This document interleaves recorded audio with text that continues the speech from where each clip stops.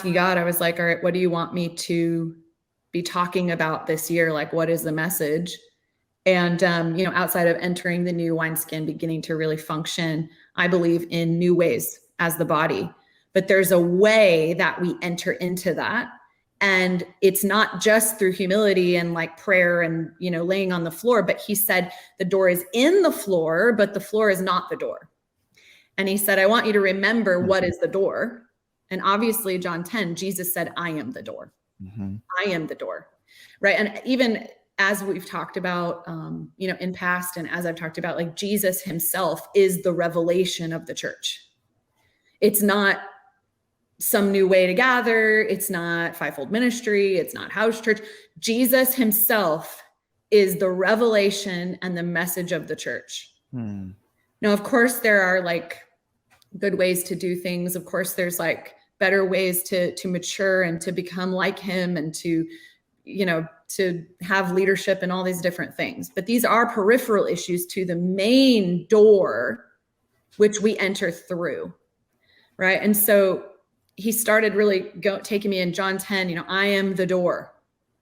There is no other way to enter. And, as we know, we've been in a season where many have entered the church some other way. And not through, the sacrifice, the blood of Jesus, which I'll talk about in a few minutes. It's kind of it's kind of like a heavy message, but it's really good. Yeah. Because it's like, this really has to do with like God purifying the church. It's a sifting because we're going to enter, but really only those who enter the right way. And that's where the sifting is going to come, because there is a true church and there is a false church. And without the pressure externally applied to the church, which we know this in history, right? Without pressure, you can't really see who's who. Right. Yeah. When the pressure comes, it forces the dividing lines to come out, and I believe that God is using the pressure of the current moment we find ourselves in, like in the world. And I believe that will intensify over the next 3 years.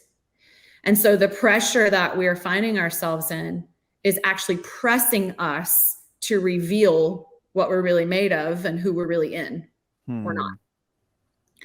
Right. And really that revelation of Christ, I've talked before about like the Exodus 3 encounter. I think I've talked about it in this space, but the Exodus 3 encounter of Yahweh, where you have Moses and he's about to go in to save the Israelites, to rescue them. And he basically has the burning bush encounter and he sees the fire, and, and he looks at the fire and he proclaims, when he says, I am who I am, my name is Yahweh, essentially, if you break it down. So he says, my name is Yahweh Vav He. So there's those 4 letters. And again, those symbols, when we were talking about Hebrew, what those symbols actually mean, because Yahweh Vav He isn't a word, like how we say Yahweh. It wasn't a word. It's like it's an acronym. Like it doesn't mean anything. It's just consonants next to each other. Yeah. But these consonants next to each other mean, behold the nail, behold the outstretched arm. Yahweh, that is my name, the name you are to forever call me. That's what that means. Generations. Dang. Yeah. So when Jesus is revealed, right, there's an encounter that takes place in that fire, right, with Moses. And that is the revelation of the name, right? The name. The revelation of God as a personal God comes through the encounter, the viewing of Jesus and the sacrifice of Jesus. Like that's actually the only personal name of God. And there's a lot more in that one thing. Well,